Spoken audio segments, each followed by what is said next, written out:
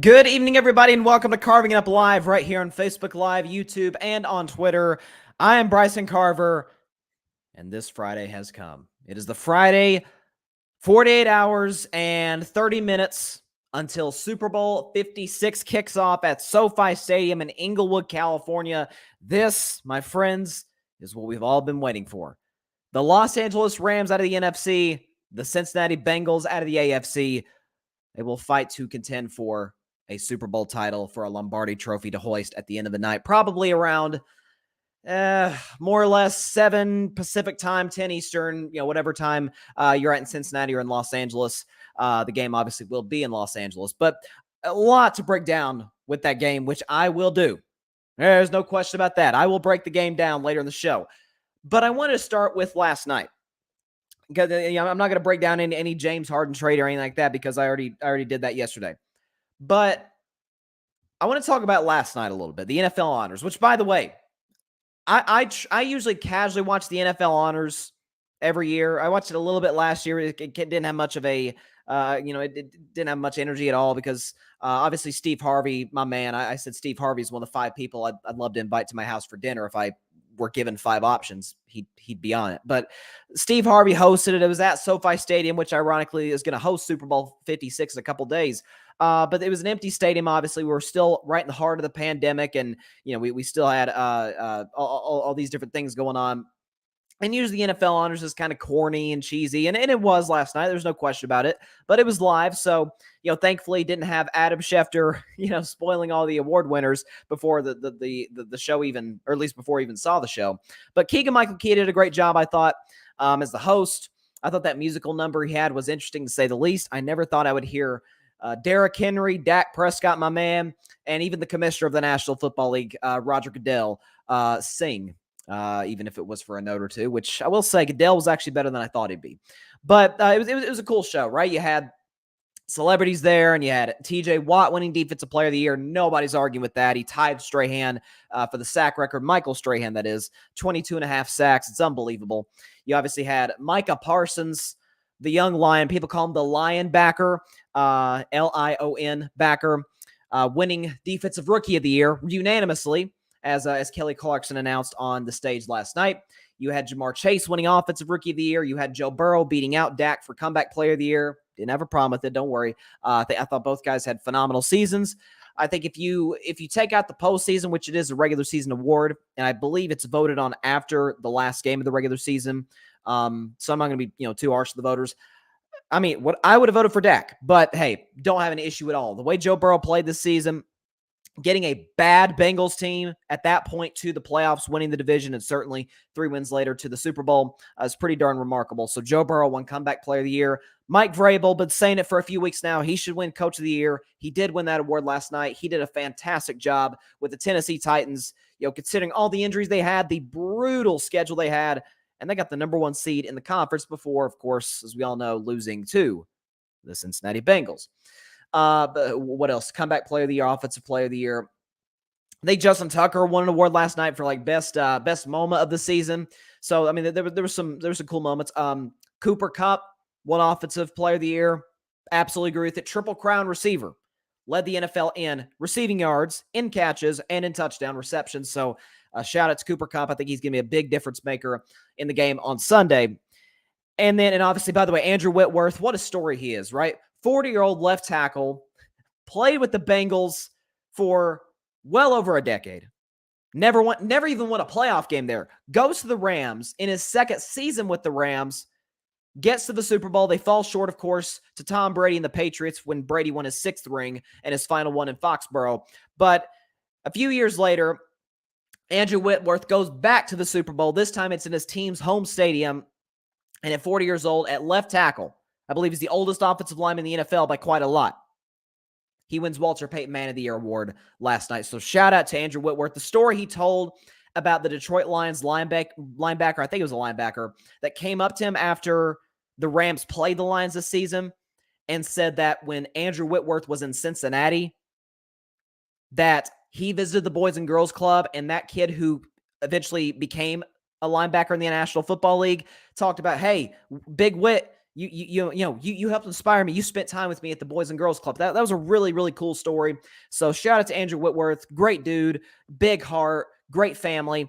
And so certainly he's one of the better guys in the NFL. And now if he continues to play, we'll see if he plays next year. He'll get the honor of wearing the Walter Payton Man of the Year trophy patch on his jersey for the rest of his career, as you've seen with guys like Russell Wilson, Drew Brees wore it, Larry Fitzgerald wore it. So, and Eli Manning wore it for a time before he retired. So it's a great honor. And then finally, MVP, most valuable player, an award in sports that probably drives me more crazy than any award in any sport. It's the most widely discussed of any award in any sport.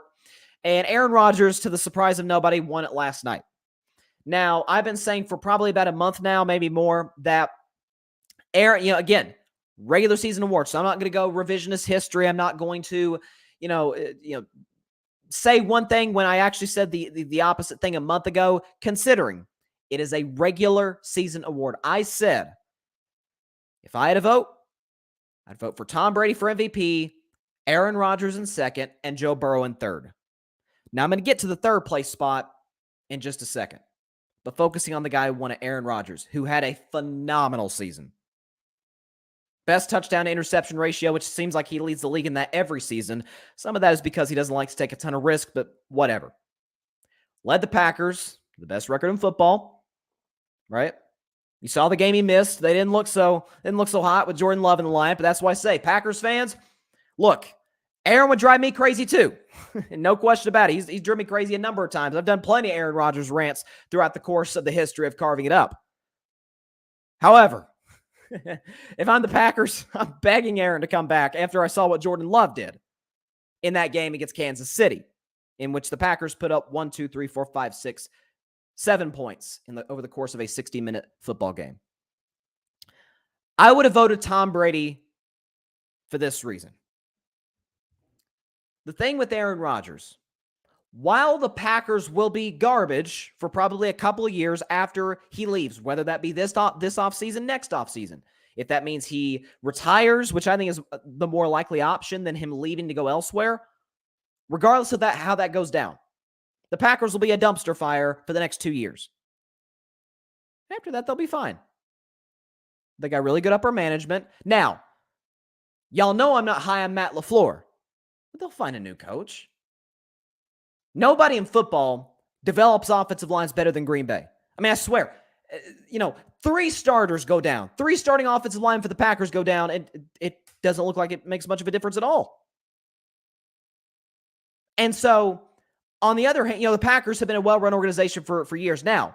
They were garbage in the 70s and 80s, but once they got the franchise quarterback in, Brett Favre, although I felt like he was an underachiever to a certain degree, got to 2 Super Bowls in the 90s, and then that was all she wrote in terms of contending for championships. But the Packers have been a great organization for 30 years. Part of it has been, or their demise in the playoffs year after year, has been a veteran quarterback who's a little high maintenance and ultimately comes back to bite him in the end.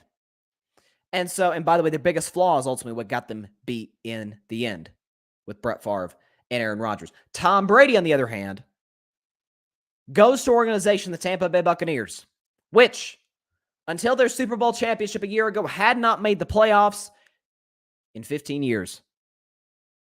As a matter of fact, they'd had 2 winning seasons in that time span. You say, well, they had all kinds of talent. Mike Evans and Chris Godwin, 2 1,000-yard receivers going back to 2019 when Jameis Winston threw 30 interceptions before he got let go for the GOAT to step in his place. The offensive line was serviceable. Ronald Jones was in the backfield. You had some beast on the defensive side of the ball, and Levante David and Devin White coming off a great rookie year, and obviously you had Ndamukong Suh, Jason Pierre-Paul, Shaq Barrett. I mean, they had some playmakers on that Tampa Bay defense.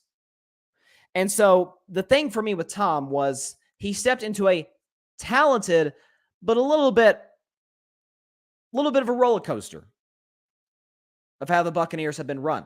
He steps in, wins the Super Bowl last year. That should not contribute into this year.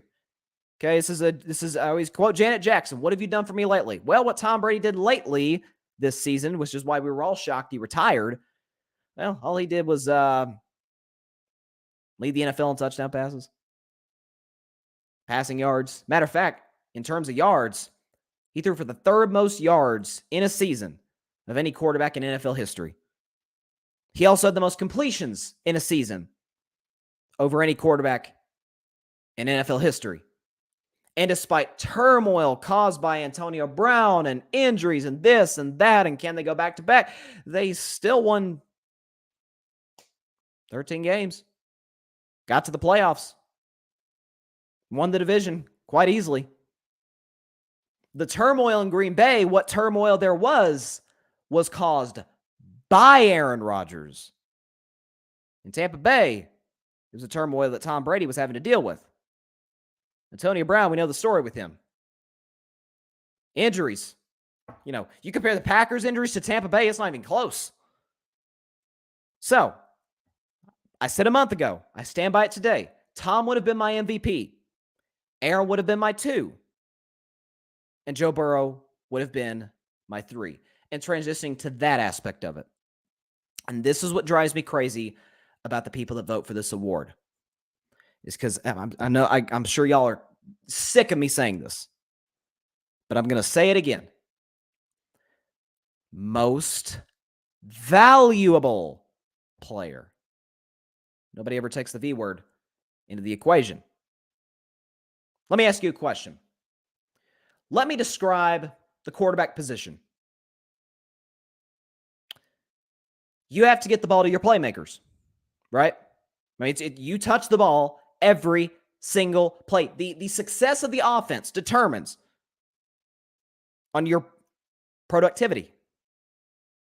Now, you could say that's been the case with guys like Calvin Johnson in Detroit and Julio Jones in Atlanta for years, although Julio at least had Matt Ryan, and Calvin Johnson for a time had Matthew Stafford before, of course, Megatron decided to retire in 2015, but that's beside the point. I've got nothing against Cooper Kupp. The guy is a superstar. One could argue, matter of fact, I probably would agree with the argument that he's the best receiver in football, slightly over Devontae Adams. Again, he did win the Triple Crown in the NFL. Most yards, catches, and touchdowns of any player in the NFL this season. And as I mentioned earlier, absolutely deserved Offensive Player of the Year. Absolutely. No question. Jonathan Taylor had a great year. Wasn't as good as Cooper Kupp. It wasn't. And so, Joe Burrow steps into the Cincinnati Bengals, a team that in the last 2 years went 6-25-1. And all Joe Burrow did was win double-digit games and win the second toughest division in football, beating out the Ravens, the Steelers, and the Browns for that AFC North. We're talking regular season only, so I'm not even going to factor in the postseason, although I think they should. Because they don't do it, I won't factor it in. No disrespect to Cooper Kupp, because he is he's not a star, he's a superstar. Joe Burrow's more valuable than Cooper Kupp. Come on. Really? This is not even a debate. Greatest Cooper Kupp is, he don't touch the ball every single play.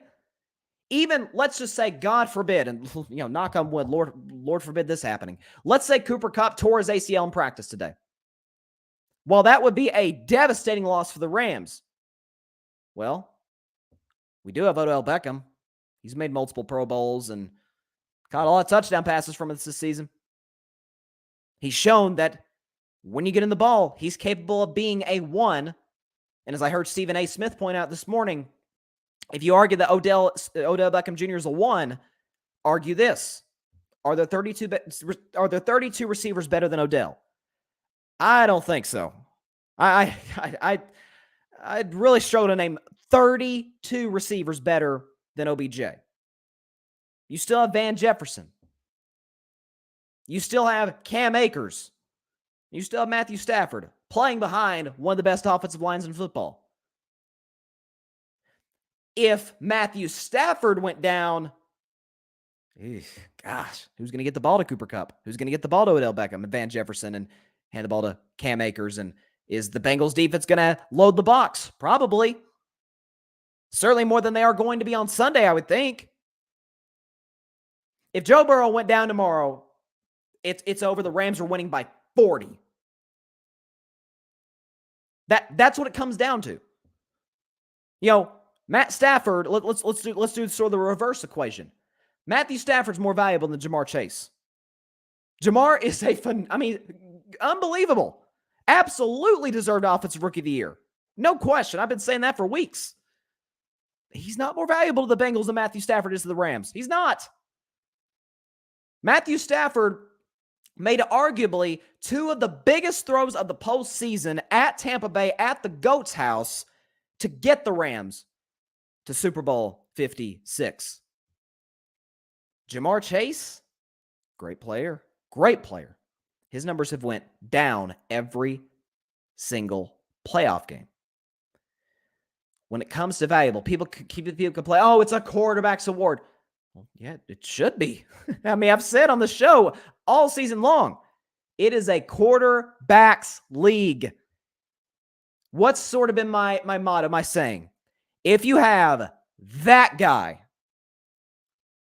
you can go as far as you want to go.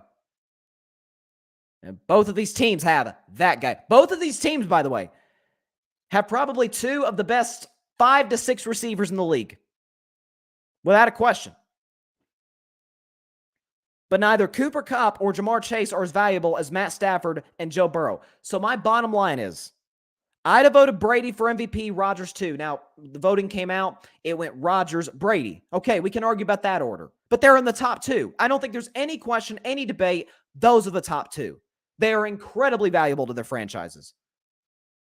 3, Cooper Kupp? Nah, man. No. Value? If my team added Cooper Kupp today, I'd be elated. If the Dallas Cowboys added Cooper Kupp. If they didn't have a receiver, they added Cooper Kupp. I'd be thrilled. If they didn't have a quarterback and they added Joe Burrow, I'd say, oh, we can maybe go to the Super Bowl if Mike McCarthy doesn't screw it up, right? That's how it goes.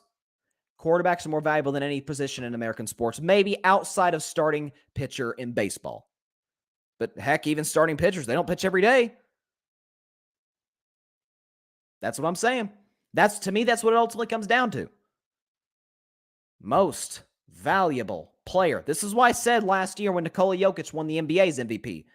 I said, look, he's valuable, but I'm not even sure he's in the top 3 for MVP because I argued Steph Curry. I argued my man Steph Curry. You say, well, the Warriors didn't make the playoffs. It's a regular season award. Remember, if you want to make that argument, if that's what the voters do, if that's what the rules are, it's a regular season MVP. Okay.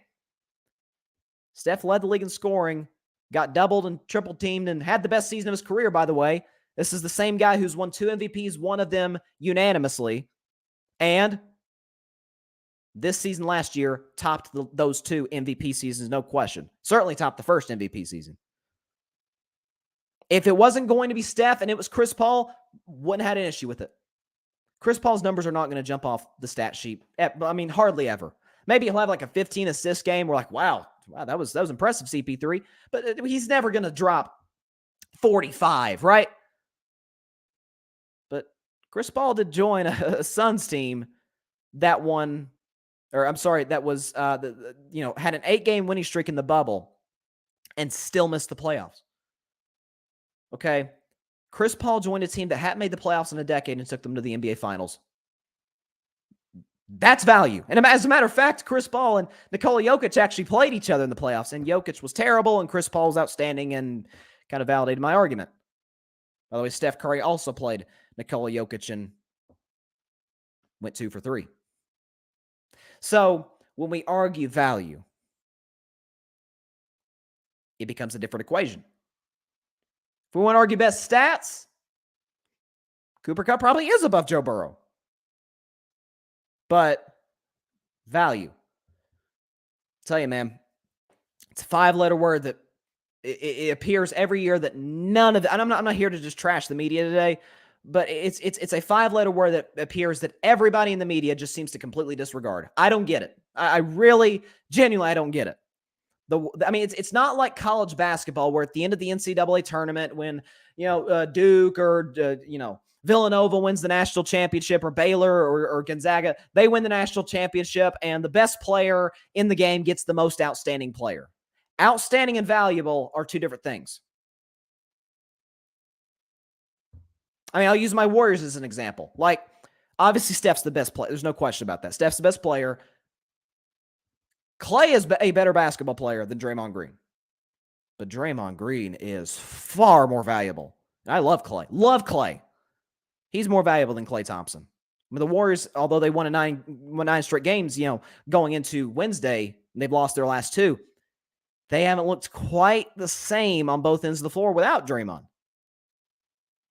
Value. Keep that in mind, MVP voters, media. It matters. It really matters. And sometimes it seems like we act like it doesn't. Why? Your guess is as good as mine. Maybe for a better story, better narrative. I don't know. But if you want to go down the story route, as cool of a story as Cooper Kupp is, I'm not sure what's cooler than Joe Burrow coming back from a torn ACL and MCL a year ago on a bad Bengals team with an awful offensive line and a hit-and-miss defense and a coach in Zach Taylor that I'm not quite that high on in the second toughest division in the NFL, where you've got the worst roster in your division, and you win 10 games and get your team to the playoffs, beating those three division teams to get there, while putting up pretty darn good numbers. If you want to go on stories even, I think Joe Burrow eclipses not Jamar Chase. I think Joe Burrow eclipses Cooper Kupp there. Ultimately, Joe Burrow was not going to win the award. But when they showed they showed the finalists for all these awards, like, you remember when again, Micah Parsons won Defensive Player of the Year or Defensive Rookie of the Year unanimously. Well, they're not going to show the other finals because it's like, okay, this guy's no doubter. This is a no-brainer, right? And it was. There was no-brainer. Clearly, Defensive Rookie of the Year. But when they show the finals for these awards, like, I think Defensive Player of the Year was like Aaron Donald, TJ Watt, and I forgot the other guy. And then they showed the MVP finalists. I was like, wait, okay. There's Tom and there's Aaron and Cooper Kupp. I was confused. I was like, I don't know about this. He's a great player. But I'm sorry, Cooper Kupp is not more valuable to the Rams than Joe Burrow is to the Bengals. I don't think anybody would argue that.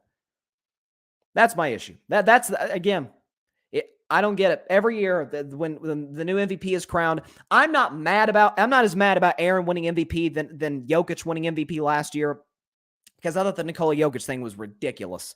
Aaron, it's not ridiculous, but in terms of the adversity that the Packers dealt with, a lot of that was caused by Aaron. In Tampa, it was caused by outside sources, sometimes inside sources like Antonio Brown, not by Tom Brady. That was kind of my argument, and plus he put up overall better numbers than Aaron.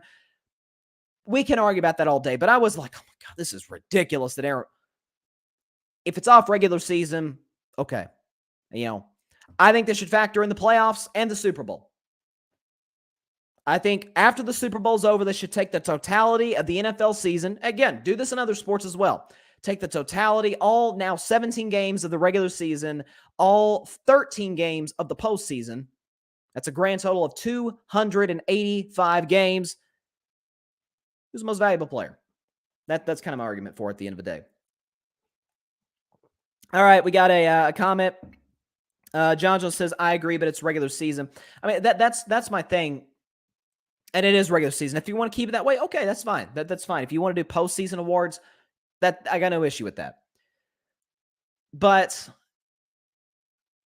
do the Rams, let's put it this way. John just said, somebody said James Harden. Yeah, I think it was you who said James Harden. I don't know. James was really valuable to the Nets last season because after KD and Kyrie both got hurt and went down, James kind of carried the Nets for a while. And again, that's a wild situation going on there in Brooklyn. They've now lost 10 straight games. Lost to Washington last night.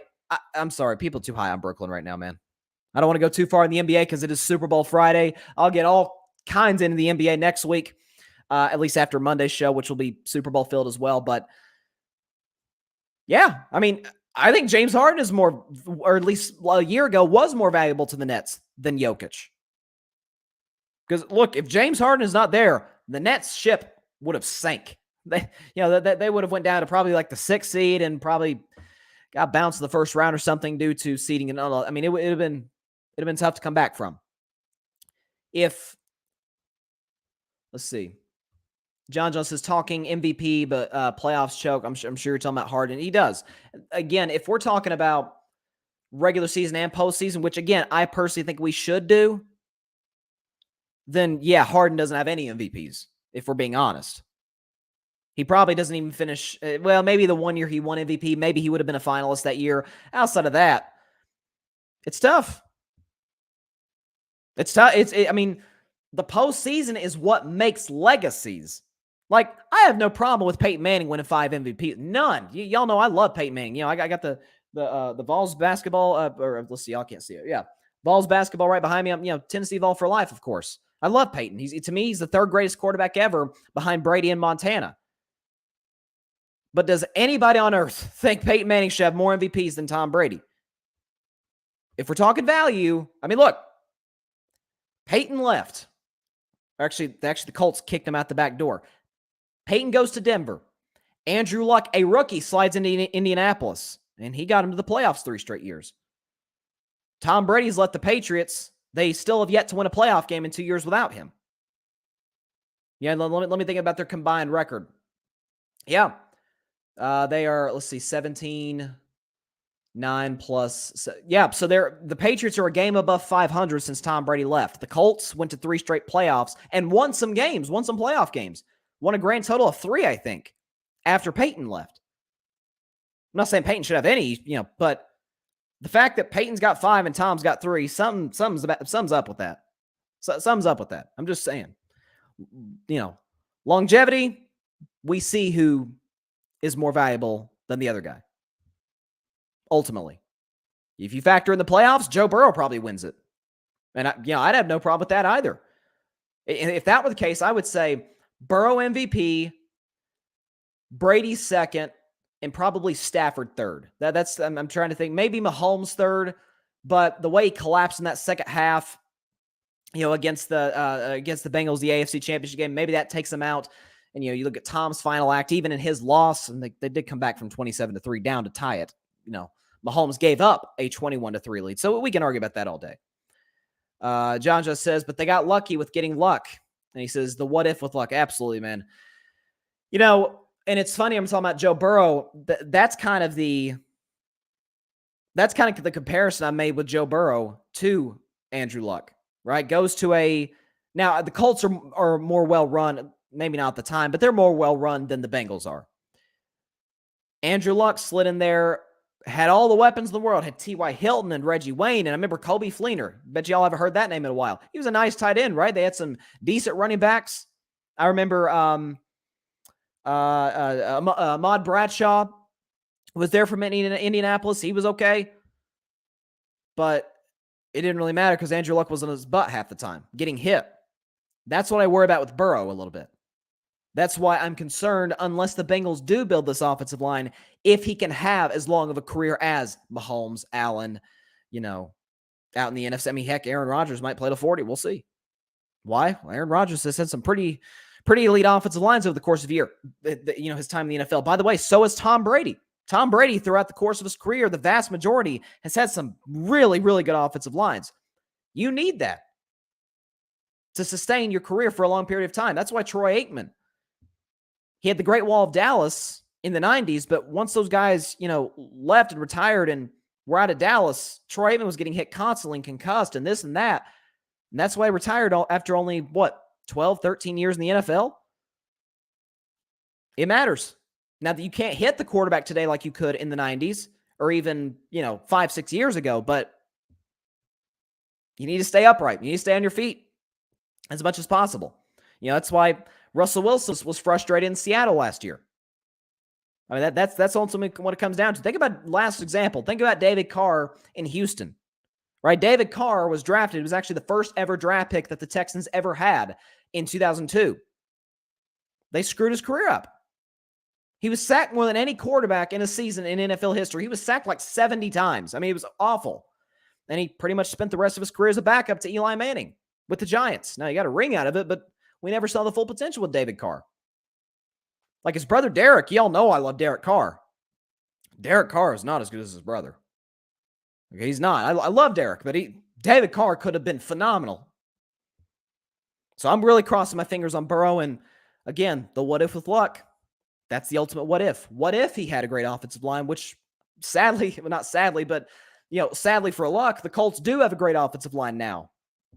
But by the time they built it, his body had pretty much broken down. So absolutely, he's one of the great what if stories in the history of not just the NFL, but sports in terms of how long could he have played. But Andrew, y'all saw him at the national championship game with RG3. He looked in good spirits. He looked happy. So wish Andrew Luck obviously the best. I did not think an MVP discussion would turn into, whether Andrew Luck would have had a long career if he had a good offensive rabbit holes I can often go down in sports. There's so much to discuss, man. It's great. All right. So here we go. We are now officially exactly 48 hours away from Super Bowl 56, played in Inglewood, California at the beautiful new SoFi Stadium, which has been open now for 2 years. SoFi Stadium hosts the Los Angeles Chargers and one of the teams participating in Sunday's Super Bowl, the Los Angeles Rams, who will take on the Cincinnati Bengals.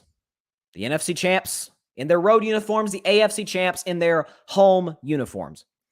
And so, it is time to make my Super Bowl pick starting now. So, I've had 3 guests on throughout the week.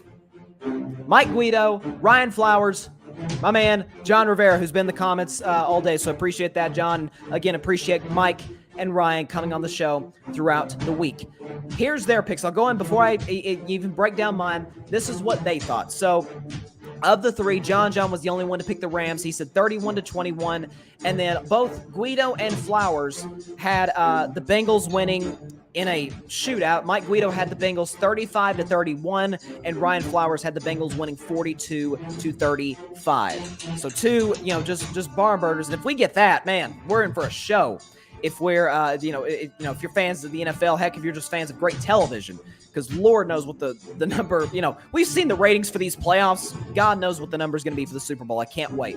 But to me, what it comes down to is this. When you look at the Los Angeles Rams, they've kind of won the game in different ways over their 3 playoff opponents. The win over the Cardinals just overall was a complete domination of their division rival. But what it came down to was great defensive play, and they ran the football well with Cam Akers. Matthew Stafford didn't have to do much. Odell had a big game. And so it was kind of a collection, a cast of characters. Everybody pretty much contributed. They go to Tampa Bay, Florida to take on the Buccaneers at Raymond James Stadium. They're up 27-3, and everybody on earth except me, I will have to say, I just go back to my tweets. I kept saying it's not over, it's not over. And sure enough, here comes Tom Brady, ties the game at 27, and Matthew Stafford gets the ball. When they need him to be Matthew Stafford, they need him to be their hero that they traded for a year ago out of the bad Detroit Lions organization, Stafford came through. Cooper Kupp came through. 2 big completions got him into field goal range, and Matt Gay sent them to the NFC Championship game, where they took on the San Francisco 49ers, where Matt Stafford didn't play all that great. And Deebo Samuel occasionally gashed the 49ers, the Rams defense. But for the Rams, get the ball back. You need your quarterback to come through for you again. He does get you into field goal range, but ultimately it was the defense which played well all day long against their division rival 49ers. They picked off Jimmy Garoppolo, and that was that, sealing their trip to Super Bowl 56. You look at the Cincinnati Bengals, on the other hand, it has been 3 heart stoppers to get here. They're playing the Las Vegas Raiders. They're up 2 scores with about, 5 minutes left. It looks like it's over. And all of a sudden, the Raiders are driving to try and tie the game and send it to OT. And on a 4th and goal, Derek Carr's pass was intercepted, giving the Bengals their first playoff win in 31 years. And then they move on to the number 1 seeded Tennessee Titans. And ultimately, it was the defense that kept the Bengals in it and in my view, won it. Joe Burrow was sacked an NFL playoff record 9 times, but they picked off Ryan Tannehill for a 3rd time. Burrow hit Chase, that's a term we used a lot this season. Got him in a field goal range. Evan McPherson, I'm just going to go and say, a young Justin Tucker. That kid's got ice water in his veins, man.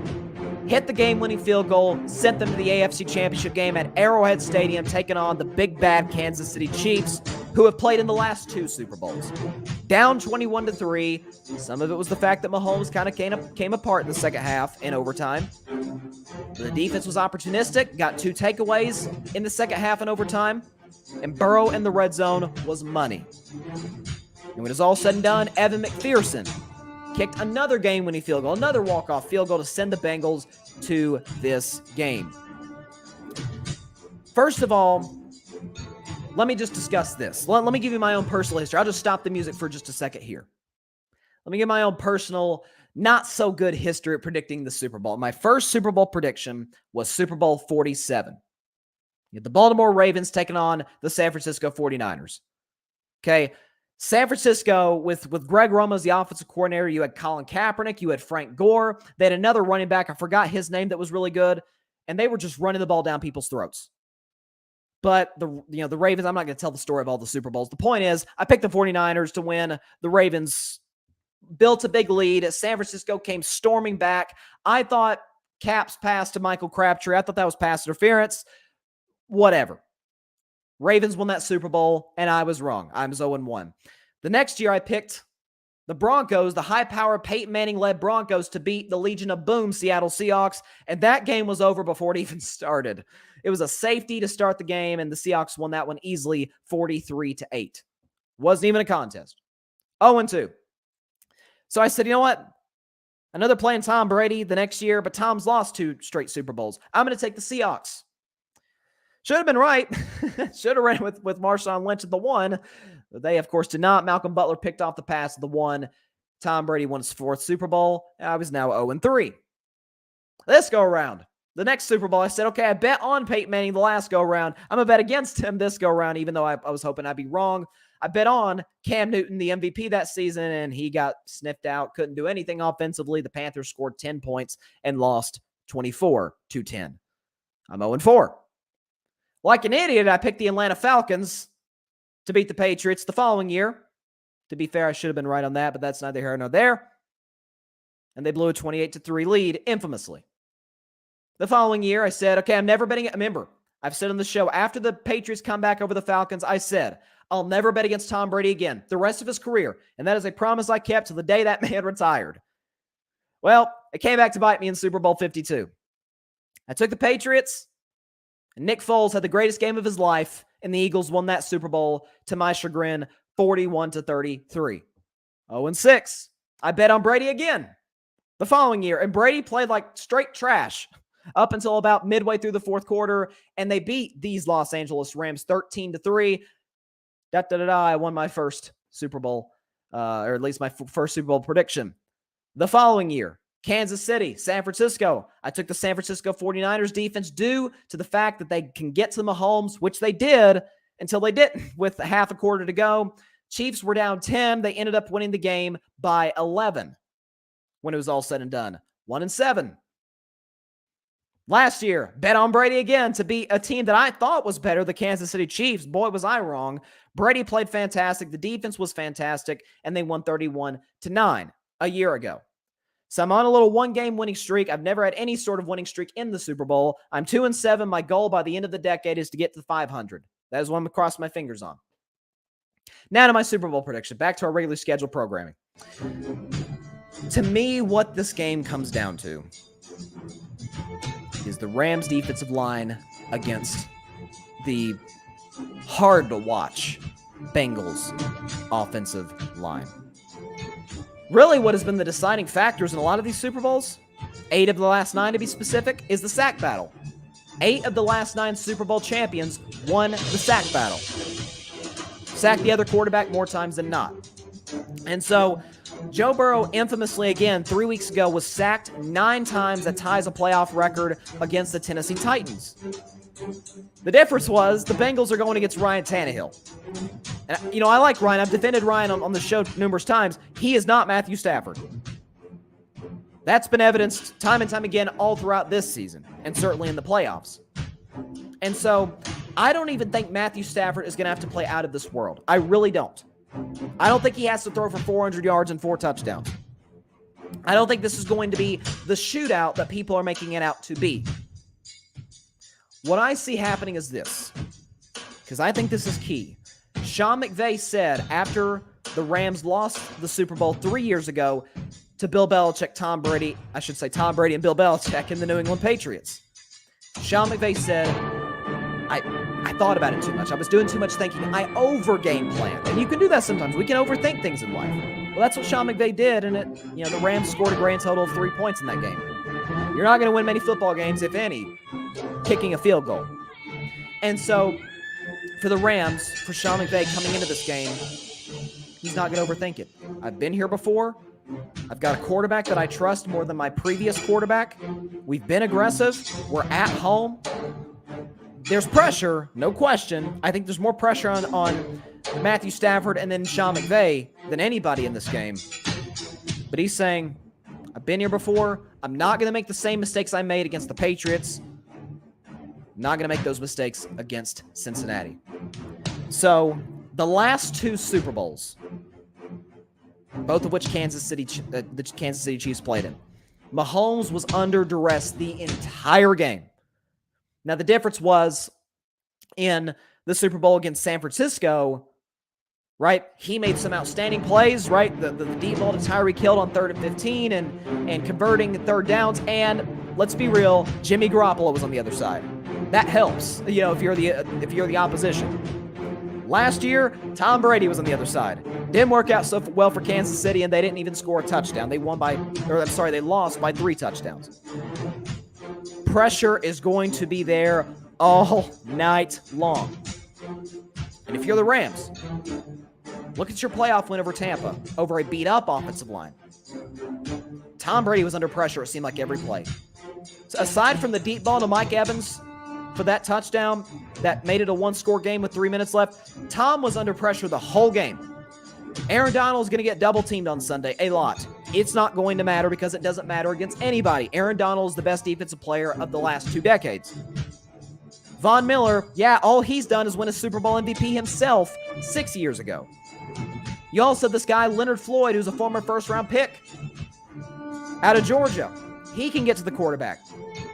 Defensively, you do have Jalen Ramsey. Now, as my man Ryan Flowers pointed out in the show, Jalen Ramsey, Raheem Morris, the defensive coordinator, likes to play a zone. So Jalen Ramsey isn't going to stay on Jamar Chase the whole game. As I pointed out earlier, Jamar Chase's receiving numbers has went down every single playoff game since their first win over the Vegas Raiders.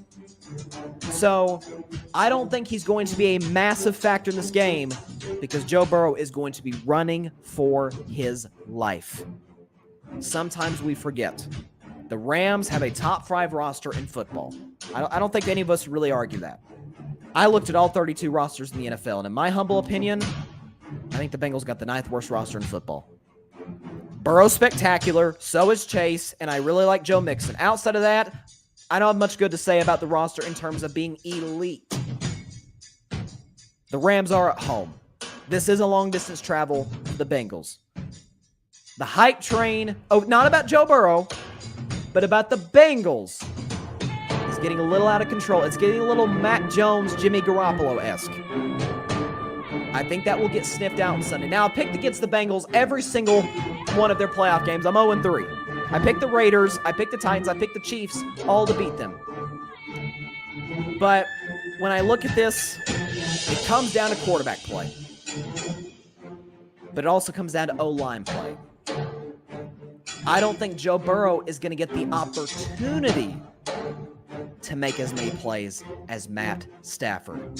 So with that said, I'm going to take to win Super Bowl 56 to close out a great 2021 NFL season. I will take the Los Angeles Rams to hoist the Lombardi Trophy by a final score of 31-16. And of course, the Vegas line for this is -4. It will probably go down to 3, 3.5. And so, you are a betting man. If I were a betting man, I'm taking the Rams to win the Super Bowl by 15 because ultimately, pressure cost the Chiefs last year. When that defensive line, Shaq Barrett, and Ndamukong Suh, JPP, were all up in Mahomes' face all night long. It is going to be the same case and then some for the Bengals, for Joe Burrow on Sunday afternoon. The fact that this is not a well-constructed roster outside of Burrow, Chase, and Mixon is going to come back to bite the Bengals against an elite defense, an elite roster in general. There you go. That is my prediction. Now, again, I am 2-7 in predicting Super Bowls going back to the 2012 season. The game was played in early 2013. 2-7. But it's one of those Super Bowls where I actually cannot envision a way that the Bengals win. Honestly. Everybody talks about Burrow, obviously, and he's phenomenal. And Chase is phenomenal. But Chase is going to be irrelevant if Joe Burrow's on his butt the whole game. He is. Aaron Donald's unstoppable against great offensive lines. What's he going to do against this Bengals offensive line? Folks, it's putrid. It's awful. It is hard to watch sometimes. I think that's going to be the case on Sunday. I don't think it comes down to the wire. I do think the Rams cover the spread, whether it is 3 or 4. It feels like there's more Bengals fans. I'm not more Bengals fans, but people are predicting the Bengals to win than the Rams. Will there be more Bengals fans in the stadium than Rams fans? We'll see. By the way, a little side note about the Super Bowl. Could be some history. Could be the hottest Super Bowl on record at around 85 degrees because people forget about SoFi. It's not really a dome, right? They got the kind of the roof over the stadium, but on the sides, it's wide open. So it's probably going to rain. I'm not rain. It's probably going to be pretty darn hot because in California, it's basically an afternoon kickoff. It's going to be 3:30 or so Pacific time. Of course, 6:30 Eastern here on the East Coast. But again, do I hope we get a great game? Absolutely. The way these playoffs have gone, absolutely. But the Bengals offense, people forget, it hasn't been out of this world spectacular. Right? They scored, 26 against a bad Raiders defense? Like a bad Raiders defense. Only scored 26. Against the Titans, was it 22? 19, 22 points? I think they barely broke 20. And in large part, that was because there was so much pressure in Joe Burrow's face. They scored 27 on a bad Chiefs defense. Not trying to take any credit away from these guys. This is a different animal here in Los Angeles with the Rams. They took down, obviously, the Cardinals. That was light work for them. But they did take down the greatest quarterback who ever lived, the greatest athlete in the history of team sports, American team sports. They did beat a 49ers team that had beaten them 6 straight games before that. Okay, some things are just meant to be. And you could say maybe on the side of the Bengals that's the case. But for the Rams, they put all their chips to the middle of the table. Stan Kroenke, the owner, Les Snead, the general manager, they said, if we don't win the Super Bowl, it's not going to be because we didn't expand all of it. We didn't put all of our resources, all of our chips to the middle of the table. We traded for Matthew Stafford to win this game on Sunday. We, went out and got Odell Beckham Jr. after he was released by the Browns. We went out and got Von Miller, traded for him from Denver to LA. All these guys that have contributed. 2 years ago, we traded for Jalen Ramsey with the Jacksonville Jaguars. So I think the Rams are more well put together to win a Super Bowl than the Bengals. And again, not to take any credit away from Cincinnati, but they beat the Raiders. Okay, that's, it's a great win, even though it's against a bad defense. The following week against the Titans, Ryan Tannehill played one of the worst games of his life. And Joe Burrow was sacked 9 times in that game. And then the following week against the Chiefs, while Burrow was phenomenal in the second half and overtime, Mahomes was equally atrocious in the second half and overtime. And people blamed Andy Reid and Eric Bieniemy for that. I was like, that's Mahomes' fault. Now that's my thing. But that's it. That's what it comes down to. I think when it's all said and done, when I come in on Monday's show, I think I will be discussing a Los Angeles Rams Super Bowl title And then we'll start. I guarantee you, we'll have a segment on the show. Is Matthew Stafford a Hall of Famer? Certainly if he wins Super Bowl MVP. By the way, let me give y'all an MVP. Stafford's certainly contender. I think Aaron Donald's going to have a massive game. I'm going to say Aaron Donald gets 3 sacks. I'm serious. If the Titans, who have a great pass rush, by the way, but if the Titans got 9 sacks, what's Donald and Von Miller and Leonard Floyd going to do? I think it's going to be a long afternoon for Joe Burrow. All the nicknames y'all got, Joe Cool, Joe this, Joe that. He's going to be Joe on his butt on Sunday. It's not his fault. It's just a rebuilding roster. It's a bad roster. The Joe Burrow is so great. He took them to this game. But some mountains are too much to overcome, too high to climb. There's too steep to climb, rather. So that's what I think it comes down to. So let me put up the score one more time. Rams win 31-16. They will be your Super Bowl champions on Sunday evening. I will likely go live on IG to react to the game. Obviously, I'll come in and do the show on Monday at 6 p.m. Eastern, 3 p.m. Pacific time, right where you're watching, wherever it is, Facebook Live, YouTube, Twitter, on Monday to react to the game, everything that comes out of the game. I think Odell is going to win a ring, obviously. If how cool of a story is that? He's the problem in Cleveland, right? Yeah, he's probably, he could win a Super Bowl ring in less than 48 hours. Cleveland being Cleveland, man. It's what they do. All right. Until Monday, this could be fun. Hope everybody has a great weekend. Enjoy this Super Bowl. I'm sad that the NFL season is coming to an end after the wild, crazy things that have happened. It's been a great year. I believe the Rams are going to cap it off with the Lombardi Trophy in their hands. And we'll see what happens in the offseason and going into the 2022 NFL season. Have a great weekend, everybody. Enjoy the Super Bowl. Men, don't forget about Valentine's Day. That's that Monday, by the way. Don't forget. Don't let it slip out. Don't let it catch you off guard. Stay safe. God bless you all. And until Super Bowl 56, peace out. Super Bowl. Thanks so much for watching the show on YouTube. Be sure to click that big red subscribe button and go check out the other clips and full shows of Carving It Up Live. Have a blessed day.